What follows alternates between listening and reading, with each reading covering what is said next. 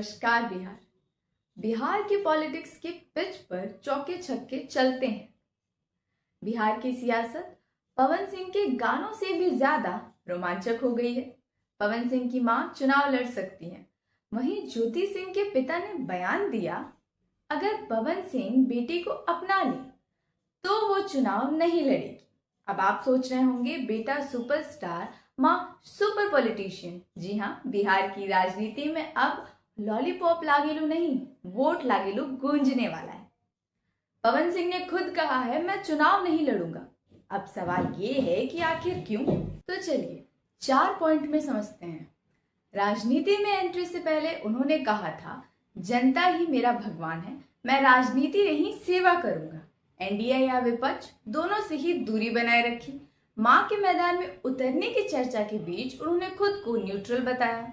और चौथा, शायद पवन सिंह जानते हैं राजनीति का राग सुर से बाहर हुआ तो गाना भी बेसुरा लगने लगेगा। अब आते हैं एनडीए की सीट शेयरिंग फॉर्मूले पर।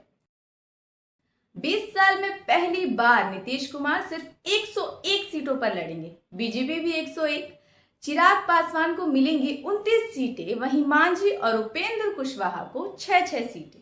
और इसके बाद उपेंद्र कुशवाहा का कवि सियासतदान अंदाज में ट्वीट, आज बादलों ने फिर साजिश की, जहां मेरा घर था वहीं बारिश की।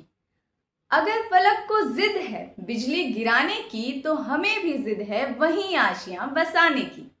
सियासी दर्द को कविता के रंग में ढाल दिया। अब सवाल, क्या चिराग के आने से एनडीए की जीत पक्की है? देखिए, एनडीए का ये कॉम्बो है, नीतीश की चाल, मोदी का नाम, चिराग का दम। पर विपक्ष कह रहा है मशाल जल चुकी है, अब चमक देखना बाकी है। और अब आते हैं उस चेहरे पर जो बिहार की हर चुनावी चर्चा में जरूर आता है, प्रशांत किशोर। आज उनकी दूसरी लिस्ट आने वाली है। 100 से ज्यादा उम्मीदवारों के नाम घोषित होंगे। पहली लिस्ट में 51 कैंडिडेट्स थे। अब देखना यह है कि पीके का प्लान बिहार में गेम बदलेगा या सिर्फ नेम बनेगा।